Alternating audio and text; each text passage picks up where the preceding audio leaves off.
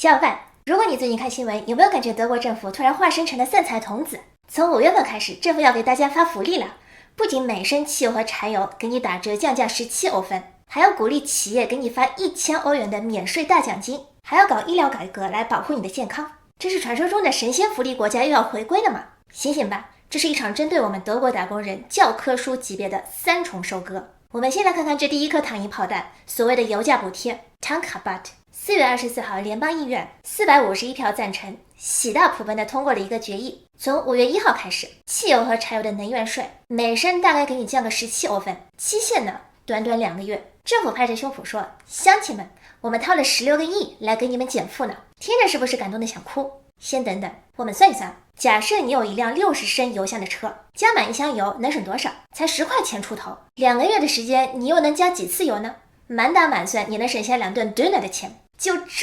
这也叫国家级福利大放送。而且最坑的不是省多省少的问题，而是这个钱你大概率根本就拿不到手。为什么？我们回想一下2022年德国搞过的那次 Tankrabatt， 当时也是轰轰烈烈降税，结果呢，油价在降税生效的前几天就开始莫名其妙的往上涨，等降税一落地，油企直接把这部分税收优惠变成了自己的超额利润。你真当那些全球能源巨头是做慈善的？降税不是直接往你银行卡里打钱，而是通过批发零售层层传导，在这个链条里，油企只要稍微把基础价格往上抬一抬，这17欧分的补贴到底还能有多少完整落进老百姓的油箱里？现在问题来了，好端端的，为什么突然在这个节骨眼上搞这么个只打雷不下雨的油价补贴呢？你以为政府心疼你通勤费太贵？根本不是。你去看看4月份德国联邦统计局刚发的数据，德国的通胀率又抬头了，预计干到了 2.9%， 其中机动车燃油价格同比暴涨了 20%， 轻质取暖油更是涨了惊人的 44.4%。 为什么能源突然又暴涨了呀？这是德国人自己能决定的吗？这背后是伊朗和中东那片乱局啊，小伙伴。中东一打仗，原油价格直接做火箭嗖涨。在这个全球地缘政治的棋盘上，美国老大哥手里捏着页岩油，自产自销美滋滋，中东土豪们靠着油价飙升疯狂数钱。那么谁来当这个兜底的倒霉蛋呢？没错，就是这个极度依赖外部能源，被切断了俄罗斯廉价天然气，还要硬扛着高昂制造成本的冤大头德国。中东的各路神仙在打架，扔出来的每一个火星子落到德国打工人的头上，那就是每个月账单上多出来的几百欧元取暖费和加油费。德国政府控制不了中东局势，也按不住能源巨头的贪婪，更不敢得罪老大哥，那怎么办？只能搞一个2个月的1毛7补贴，这就叫政治安抚。就像是一个人被打断了腿，别人给他贴了一个创可贴，然后看着镜头说，我尽力了。聊完这个2毛钱不到的创可贴，我们再来看看第2张画的更离谱的大饼，1000欧元的免税奖金 Entlastungsprämie。 政府规定，雇主现在可以自愿给员工发放最高1000欧元的奖金，这笔奖金不用交个人所得税，免除社保缴费，一直可以发到2027年夏天。这重磅消息一出，大家直接沸腾了，纷纷@自己的老板，先放下你激动的小手手。还有一行小字呢，雇主自愿支付，也就是说国家批准你吃肉了，至于肉在哪儿，你自己去跟老板斗智斗勇吧。这个政策简直是甩锅学里的教科书级别的操作。我们拆解一下里面的逻辑。刚才说了，通胀 2.9%， 能源暴涨，大家生活成本飙升，工会天天在街上闹着要涨工资，政府现在没钱直接给你发福利，那怎么办呢？他们设计了这么一个机制，我大度的让出一部分税收和社保收入，路透社估算可能会有28亿欧元的税收损失，允许你们的老板给你们发钱。注意了，是你们的老板出钱，如果老板发钱了，那是政策利好，给大家谋了免税的福利。如果老板没发钱，那是你老板抠门，你去骂资本家，别来找我们。这招真的是绝了，用一个虚无缥缈的政策许可，把通胀带来的社会矛盾直接转移到了劳资双方的对立上。那么现实中打工人到底能不能拿到这笔钱呢？这就得提到本期视频最恐怖的一个数据了。就在政府大发免税奖金许可的同一个月，4月29日 IFO 发布了最新数据，德国企业的就业意愿指数直接跌到了 91.3， 这是自打2020年5月，也就是新冠疫情第一波刚爆发，全球停摆以来的最低点。为为什么这让人细思极恐呢 ？IFO 作为德国最权威的经济智库之一，每个月都会去问全国大约9000家企业的老板或 HR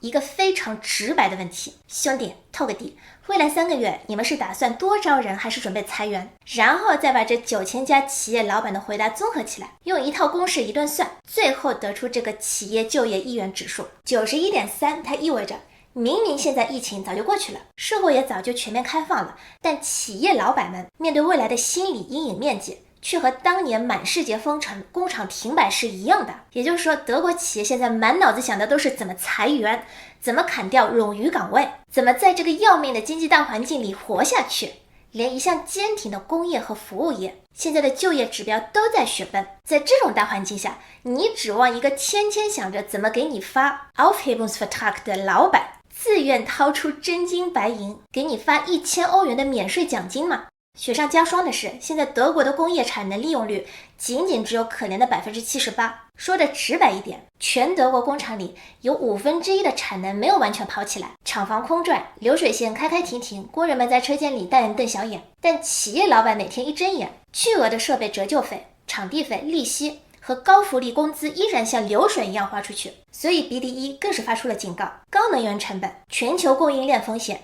极度僵化的官僚主义正在把德国工业推向连续第5年收缩的深渊。说人话就是，还让不让人好好过日子了？电费、气费贵得要死，买个零件天天掉链子卡脖子，再加上政府那些填不完的破表格，盖个章能拖半个月的死规矩，这3座大山正把德国引以为傲的工业死死按在地板上摩擦，逼得德国工业连续5年都在大滑坡。敢问谁家家底这么厚，能扛得住在 ICU 里躺5年呢？大国博弈的铁拳再下来，人家美国在搞 AI 狂潮，在搞制造业回流，吸干了全球的资本。中国在搞新能源，搞产业升级，在全世界扩大市场。而德国呢，失去了俄罗斯的廉价能源，又因为地缘政治被逼着在供应链上去风险，硬生生的把自己的制造成本推上天。工厂开工率不足，订单减少，成本飙升，老板自己都在到处借钱续命。这时候政府跑出来说，嘿，你还可以免税给员工发1000欧元的福利哦。